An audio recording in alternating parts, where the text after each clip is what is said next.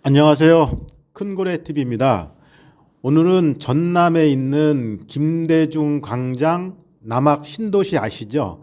거기가 A급 입지입니다.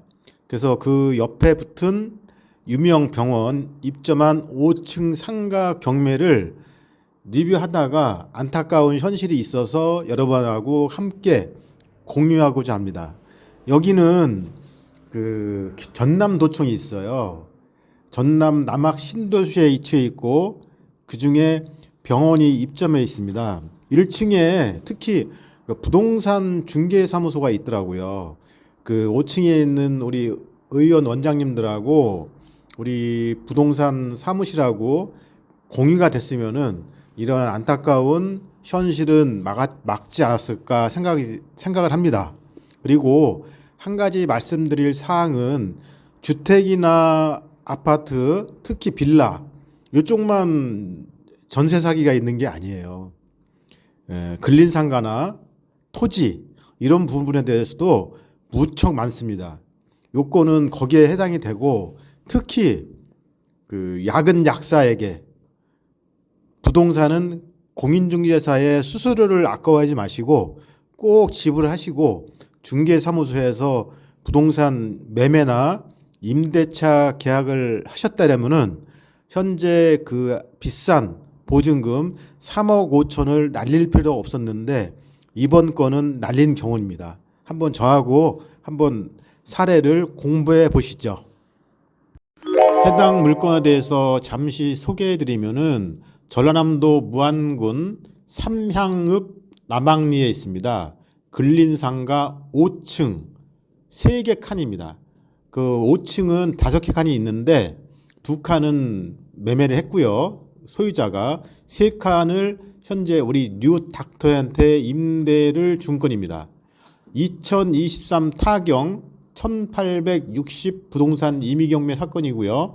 입찰 법원은 광주지방법원 목포지원입니다.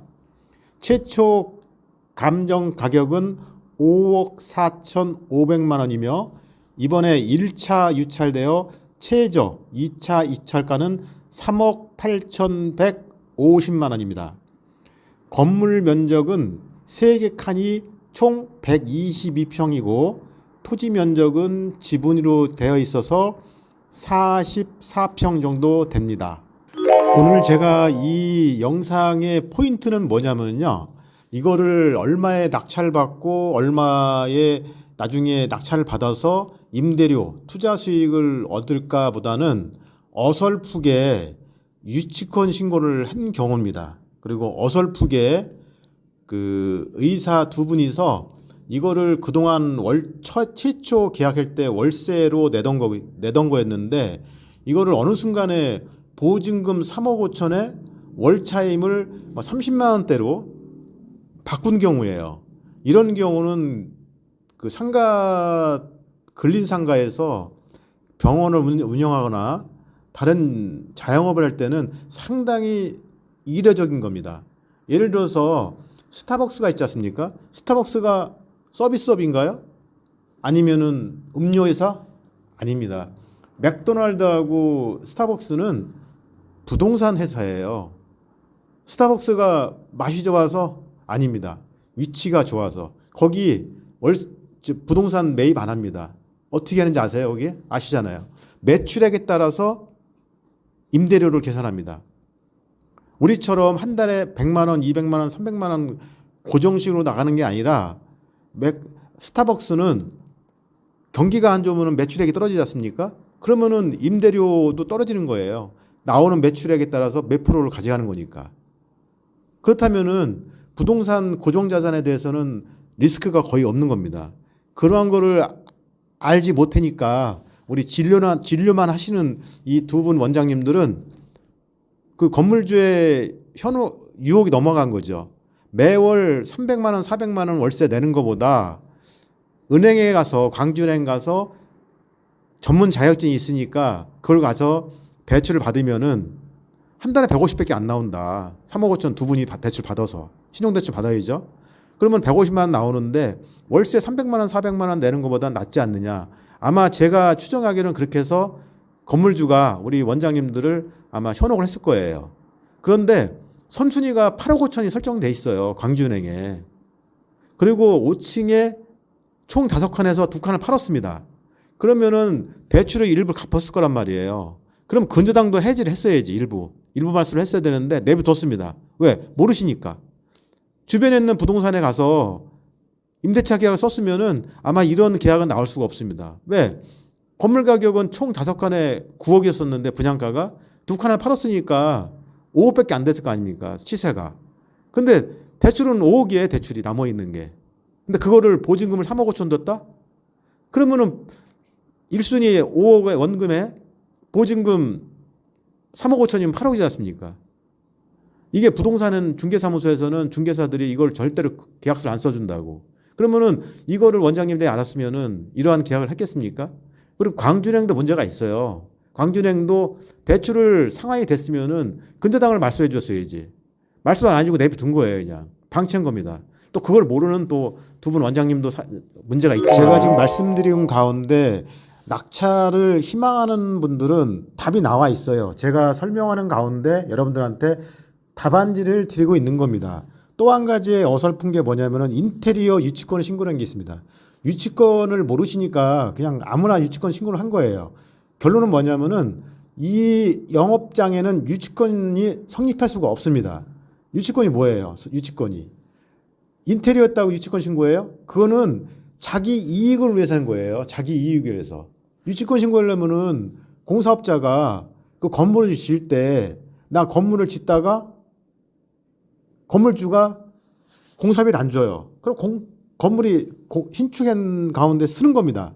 쓴 상태에서 돈 달라고 건축비 달라 이렇게 액션 취해낸 게 유치권인데 이거는 임차를 얻으셨어요.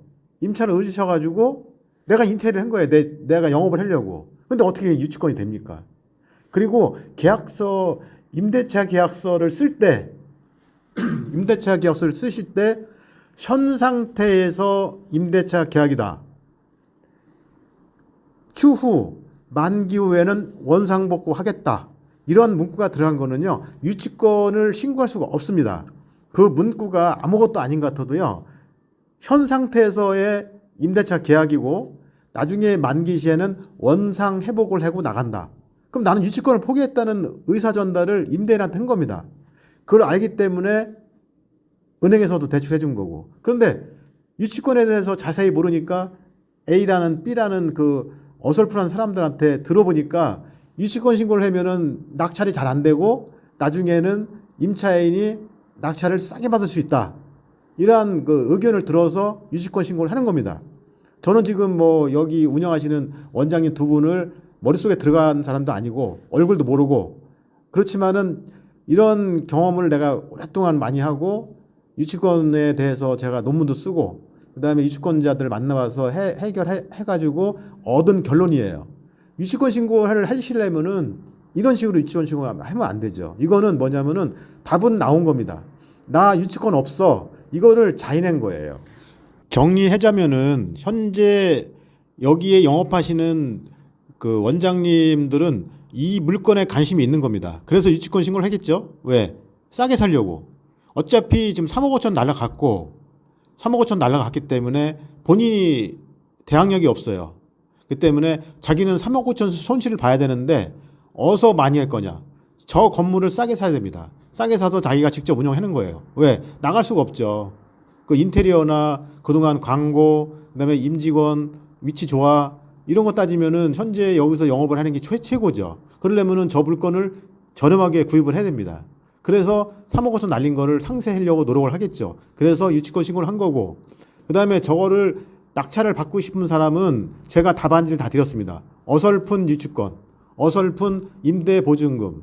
그래서 현재 낙찰을 받고 싶으신 분은 제 얘기를 들었으면은 결론은 없어요. 유치권 신고 안 되는 거네. 유치권 방해죄도 있어요. 그거 부분은 나중에 얘기하고. 그다음에 은행도 제가 보기에는 일부 손실이 있습니다. 왜? 1층도 아니고 5층이란 말이에요. 5층에 지금 한 5억 얼마 정도의 잔액이 남아 있습니다. 대출이. 남아 있고 현재 임차인도 3억 5천 날리게 생겼고 그러려면 싸게 살려고 하는 건데 현재 낙찰을 받고 싶은 분은 현재 임차인 좋단 말이에요. 현재 인테리어도 돼 있고 그러니까는 현재 서로 금융기관과 임차인과 낙찰 받을 희망자는 서로 머리싸움을 하는 거죠. 여기 대해서 어떻게 해야 되는지는 여러분들이 판단을 하셔야 됩니다. 우리 큰고래 TV 낙찰자 투자자분들은 이런 경우도 생각을 해보셔야 돼요. 여기가 5층입니다. 5층 상가는 상가 중에서 무지하게 리스크가 큰 데입니다. 그래서 분양가도 싸요. 요게 5칸에 한 약 9억 정도 했어요. 저기 분양가가. 그런데 낙찰을 받은 이후에 현재 임차인하고 협상이 안 됐습니다. 나가겠다. 그러면은 낙찰자 입장에서는 쪽박차는 겁니다. 왜 쪽박이냐? 5층은 임대 맞추기가 쉽지 않다는 거예요. 안 그렇습니까? 5층 엘리베이터에서도 무지하게 힘든 경우입니다. 그 리스크를 감안하셔야 돼야 된다고 판단을 하고 거기에 대해서 면밀한 고민을 하셔야 돼요. 무작정 현재 5층에 1호, 2호, 3호가 의원으로 임대차가 있다. 충분히 월세를 많이 받을 수 있다. 그렇지 않습니다.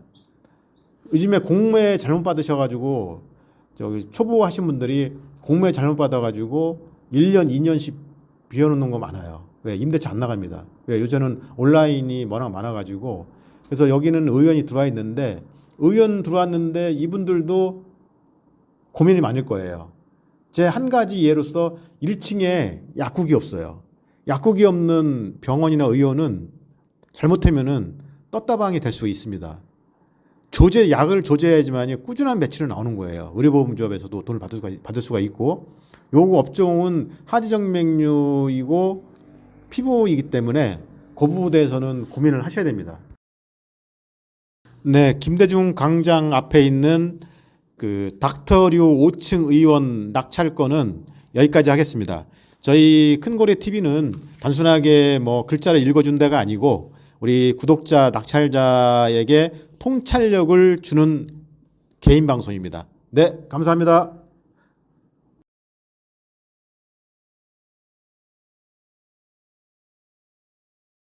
구독, 좋아요, 알림 설정은 영상 제작에 큰 힘이 됩니다.